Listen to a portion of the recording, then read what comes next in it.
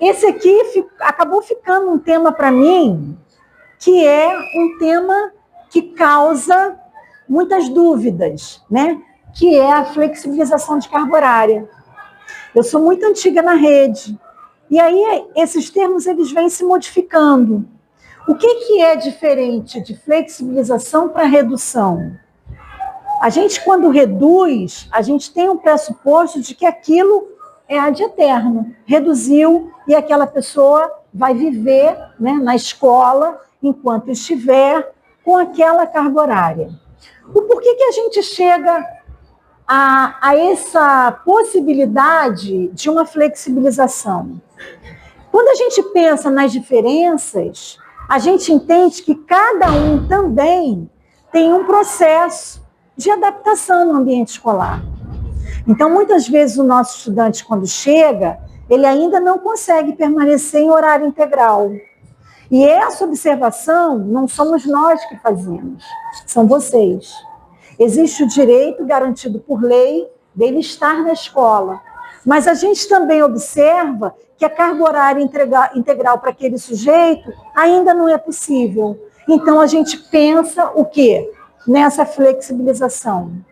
Mas, Luciana, para que tem que ter tanta planilha? Para que tem que ter tanto documento? Porque a gente precisa de registro. Hoje, as nossas ações, a gente recebe, o que mais a gente recebe, vocês também sabem disso, porque os processos judiciais também chegam até vocês, né? Só que na secretaria, hoje, a gente recebe um número muito grande, e aí a gente tem que ter registro. Esse desconforto que às vezes é da gente fazer o registro em meio àquele chão da escola, que a gente tem uma infinidade de ações, né? Decisões para serem tomadas, é a merenda, é o aluno, é o professor que faltou, é o professor que não tem, mas se a gente não tem isso registrado, depois a gente, na hora de responder judicialmente, a gente não tem argumentos. Então, a nossa prática docente, ela tem que ser baseada no registro. Assim como o aluno tem que ter, o estudante tem que ter um planejamento que é individualizado, que está previsto em lei, a gente tem na secretaria buscado formas de registro que nos respaldem. Assim como a avaliação inicial, que é trabalhosa, e a gente sabe que é, mas é uma forma que a gente tem de quê? De atender a lei, porque a lei prevê que o estudante, mesmo sem laudo, ele tem direito a um atendimento individualizado, especializado. A gente criou essa avaliação inicial, esse protocolo de avaliação inicial, que é trabalhoso, mas a gente tem essa necessidade desse registro, para a gente respaldar vocês. Porque a nossa ação, gente, como foi o primeiro slide, ela é colaborativa. Então, eu acho assim que o primeiro ponto que a gente precisa ter a consciência de que vocês estão na ponta, mas a nossa ação ela é coletiva. Tá? Então, assim, enquanto Secretaria de Educação, enquanto Departamento de Acessibilidade, a gente sempre está junto com vocês. Então, a busca nossa, podem ter certeza, é de políticas públicas que atendam a necessidade dos estudantes e a realidade da escola. E eu acho que a maioria de vocês tem consciência disso, mas a gente se compadece também dessa situação. E é importante que vocês tenham consciência da nossa luta, para que vocês recebam na escola de vocês o que vocês necessitam. Então, assim, a nossa ação, sendo colaborativa, ela tem que ser a partir do diálogo e não do enfrentamento. Tá? Então, assim, tenham consciência de que se a luta de vocês é grande, a nossa também é enorme. Tem muitas coisas que vocês precisam ter consciência, e acho que tem. Sabe? Que não precisa se falar do quanto que a gente dorme na madrugada, preparando, encaminhando documentos, porque a gente entende que a nossa ação é colaborativa. O que me mantém lá na secretaria há quase 20 anos é uma causa que não é só minha, ela é de vocês. E eu não tenho dúvida disso. Hoje eu não estou na escola, mas eu faço parte da escola. E vocês não são da escola. No nosso contra-cheque vem escrito lá em cima, Secretaria Municipal de Educação, porque a gente faz parte do mesmo corpo. Então, é a partir da nossa interação e da nossa busca de alternativas e de caminhos. Não são caminhos que levem para qualquer lugar, não. A gente sabe onde a gente quer chegar. Eu acho que tanto vocês quanto nós, da educação especial, sabemos onde nós queremos chegar. Tá? Então, eu preciso falar agora desse plano de flexibilização, que ele é trabalhoso e que ele não pode ser feito só por vocês na escola. Por que que não? Não pode.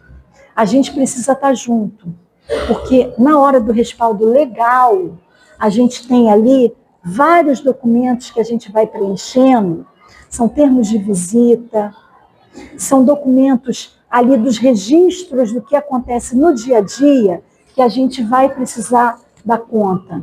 E até para poder respaldar para a família que essa criança, naquele momento, ela precisa de uma carga horária diferenciada. E que isso não é exclusão, isso é inclusão. Isso é pensar nesse sujeito de uma forma individual, com a necessidade específica que ele apresenta. E que eu estou incluindo ele dentro da possibilidade que ele me apresenta. Agora, isso não é para sempre. Então, o que o plano de flexibilização ele requer? Ele é um registro documental, ele tem um caráter temporário e gradativo, né? Então, quando eu faço, junto com vocês esse plano, eu fiz na creche Albert Sabin, vamos prever o seguinte, até o segundo semestre. No segundo semestre, a gente volta e vê se ele dá conta já de permanecer em tempo integral. A família pode se negar. Lá nós tivemos um caso. Pode. Tá? Eu não tenho como impor essa flexibilização. Eu tenho, como Bárbara falou, que sensibilizar. Que a nossa ação, gente, ela é de sensibilização. E eu tenho certeza que agora, quando eu voltar no segundo semestre, talvez aquela mãe que não aceitou, ela venha a aceitar. Porque eu vou conversar com ela de novo. Será que é possível? Será que agora ele dá conta? Se ele der, a gente vai aumentar. Tá? Então, acho que assim, a creche é a porta de entrada. E para mim, é muito grato estar aqui com vocês, eu tenho muita gratidão de estar aqui com vocês, porque eu não tenho dúvida, em nenhum momento, do trabalho que cada uma de vocês faz. Gente, a gente não tem dúvida disso. A educação infantil é aquele espaço em que o sujeito de fato é incluído. Eu não tenho dúvida disso. Tá? Não pensem em algum momento que a gente, enquanto Secretaria de Educação, pensa o contrário sobre isso. Esse estudante, estando em casa, né, num caráter temporário, a gente precisa pensar nas atividades complementares. Que atividades complementares é essa? A gente, na verdade, como a creche Albert Sabin, é uma creche que hoje não tem professores. É a diretora. Então, vamos pensar no registro possível. Chamar essa família, procurar saber dela, se essa criança, como é que está a autonomia dela, né? Porque quando a gente pensa em educação infantil, a gente não pensa em lápis e papel e registro escrito muitas vezes, especialmente relacionado à educação especial. A gente pensando nesse sujeito como um todo, a gente pensa o quê? Na autonomia dele, nas atividades de vida diária, que é o banho, a escovação de dente, a interação dele, a comunicação. Essa comunicação nem sempre é verbal, mas ele consegue se comunicar. Essa criança, ela participa de outros espaços sociais. Então, essas atividades complementares aqui, gente, pode ser através de um registro feito entre a equipe diretiva e a família, mas ela precisa existir. Porque amanhã, se a gente tiver um processo judicial, a gente vai ter que responder a isso dizendo que, de que forma que essa carga horária está sendo complementada. E essa família está sendo orientada e está voltando na escola para que você faça esse registro. Se é uma criança já de 5 anos, quais as atividades que a gente tem que pensar? Talvez vocês não consigam pensar nessas atividades complementares sozinhos.